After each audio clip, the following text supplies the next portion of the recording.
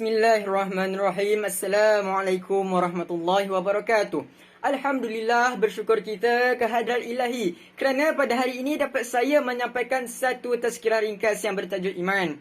Saudara pendengar yang dirahmati Allah sekalian, iman jika ditafsirkan daripada bahasa Arab adalah bermaksud percaya. Manakala dari segi istilah pula, iman ialah membenarkan dengan hati segala sifat dan keagungan Allah dan diucapkan dengan lisan dan diamalkan dengan perbuatan. Iman itu umpama akar yang menjala dan mencengkam sebatang pohon. Jika kuat cengkaman akarnya, maka berdiri teguhlah sang pohon. Jika teguh dan kental imannya, maka jadilah kita hamba yang bertakwa dan sabar dalam melakukan amal kebaikan.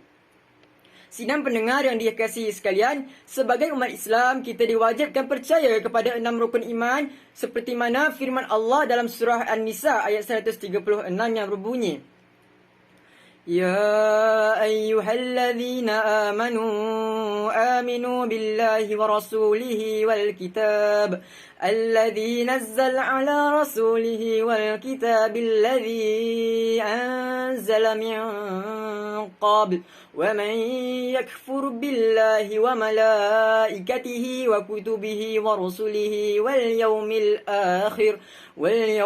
akhir faqad dhalla dhalalan ba'ida. Maksudnya, wahai orang-orang yang beriman, tetaplah beriman kepada Allah dan Rasulnya, yakni Muhammad, dan kepada kitab Al-Quran yang diturunkan kepada Rasulnya dan kitab-kitab yang diturunkan sebelumnya. Barang siapa ingkar kepada Allah, malaikat-malaikatnya, kitab-kitabnya, Rasul-Rasulnya dan hari kemudian, maka sungguh orang itu telah tersesat sangat jauh. Sidang pendengar yang dirahmati Allah sekalian, hamba yang beriman akan merasakan dirinya bertanggungjawab dalam menjalankan syariat Allah dan dia tidak akan melakukan perkara yang dilarang oleh Allah. Jika melakukan kesalahan dan kesilapan, maka bersegeralah mengingati Allah dan memohon keampunan daripadanya. Dari Abu Umamah radhiyallahu anha bahawasanya Rasulullah SAW ditanya oleh seorang lelaki, Ya Rasulullah, apakah iman itu? Beliau menjawab, bila amal baikmu membuatmu berasa senang dan perbuatan burukmu membuatmu berasa sedih, maka kamu adalah orang yang beriman.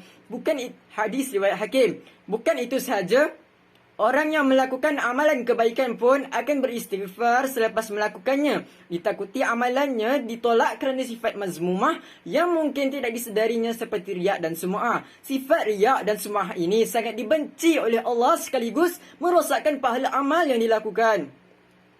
Para pendengar yang dikasihi sekalian, seringkali juga menjadi pertanyaan tentang bagaimana cara untuk mengatasi naik turunnya iman. Dari Abu Hurairah radhiyallahu anha bahawasanya Rasulullah SAW bersabda, Perbaharuilah iman kalian. Para sahabat bertanya, Ya Rasulullah, bagaimanakah cara memperbaharui iman kami? Baginda menjawab, perbanyakkanlah ucapan La ilaha illallah. Hadis riwayat Bukhari. Lazimilah lidah kita dengan kalimah La ilaha illallah kerana kalimah thayyibat itu juga merupakan kunci syurga. Muaz bin Jabal radhiyallahu anha meriwayatkan bahawa Rasulullah SAW bersabda yang maksudnya, anak kunci syurga ialah mengakui kalimah La ilaha illallah. Hadis riwayat Imam Ahmad. Sidang pendengar yang dihormati sekalian, seperti mana firman Allah yang bermaksud, demi masa, sesungguhnya manusia benar-benar dalam kerugian, kecuali bagi mereka yang beriman dan beramal soleh dan saling nasihat menasihati dalam kebenaran dan kesabaran. Surah Al-As.